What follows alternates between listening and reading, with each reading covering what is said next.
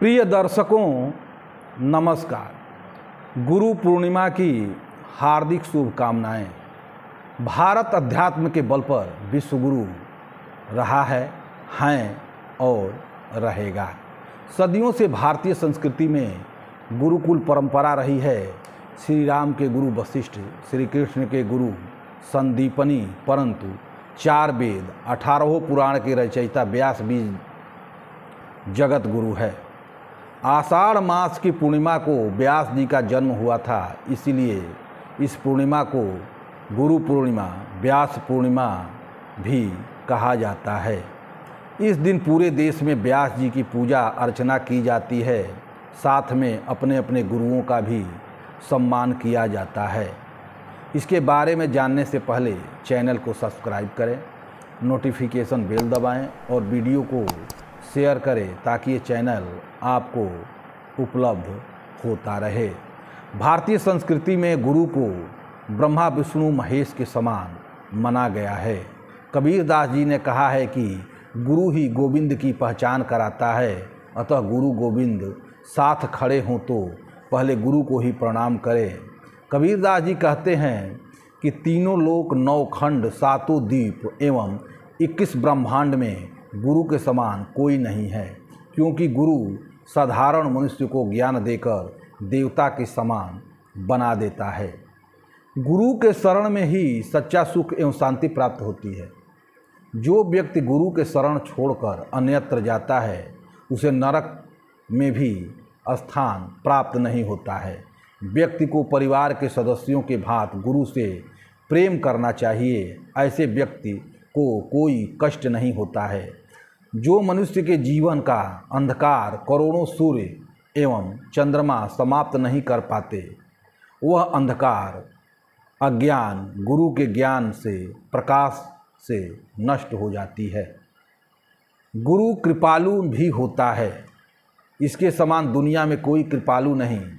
ईश्वर नाराज हो जाए कोई बात नहीं, गुरु के नाराज नहीं होना चाहिए।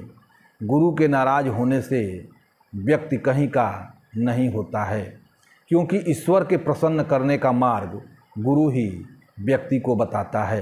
अतः अपने गुरु के चरण रज को अपने मस्तक पर अवश्य लगाना चाहिए, क्योंकि समस्त भवरोगों को गुरु की चरण रज नाश करती है। तुलसीदास जी कहते हैं कि श्री गुरु पद नख मणिगण ज्योति, सुमिरत दिव्य दृष्ट ही होती। अर्थात गुरु के चरण नखों की ज्योति का प्रकाश मणियों के समान है, जिसके स्मरण मात्र से हृदय में दिव्य दृष्टि उत्पन्न हो जाती है। इसीलिए तुलसीदास जी रामचरितमानस का शुभारंभ भी गुरु के चौपाई से ही किया। बंदऊ गुरु पद पदुम परागा, सुरुचि सुबास सरस अनुरागा। गुरु के चरण रज से समस्त भवरोगों का नाश होता है।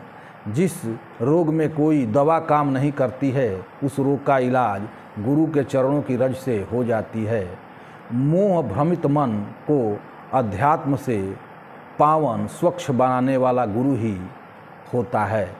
यह शरीरधारी होकर भी अशरीरी होता है। गुरु इस संसार को स्वप्नवत मानता है, फिर भी इस संसार में रहता है, क्योंकि लोक कल्याणकारी कार्य उसे करना है। गुरु हमारा सबसे बड़ा शुभचिंतक होता है, क्योंकि वह लोक परलोक की शिक्षा हमें देकर हमारा लौकिक पारलौकिक जीवन को सफल बनाता है। सच्चे शिष्य में दृढ़ता होती है। एक बार जिसे गुरु बना लेता है तो वह श्रद्धा एवं पूर्व मनोयोग से गुरु की सेवा में समर्पित हो जाता है। जब शिष्य के हृदय में सच्ची सेवा एवं लगन होती है, तभी उसे गुरु के चरण रज प्राप्त होती है। जिस दिन शिष्य को गुरु के चरणों का रज प्राप्त हो जाता है, उस दिन उसके भव त्रास समाप्त हो जाता है। गुरु उपकार के बदले शिष्य को कोई भेंट भी नहीं चाहता। गुरु तो भेंट में शिष्य का अहंकार लेता है।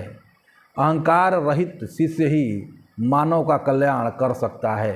गुरु के गुणों का वर्णन शब्दों द्वारा नहीं किया जा सकता है। चाहे संपूर्ण पृथ्वी को कागज बना लिया जाए, सातों समुद्र की स्याही बना ली जाए, सभी जंगलों की लकड़ी की कलम बनाई जाए, तब भी गुरु के गुणों को नहीं लिखा जा सकता।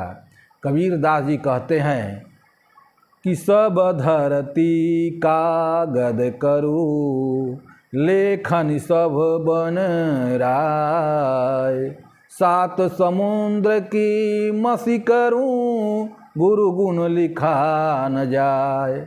अतः हमें गुरु पूर्णिमा पर गुरु का स्मरण करना चाहिए, पूजा अर्चना वंदन करना चाहिए, ताकि हमारा जीवन सुखी हो सके और हम भव बंधन से पार हो सकें।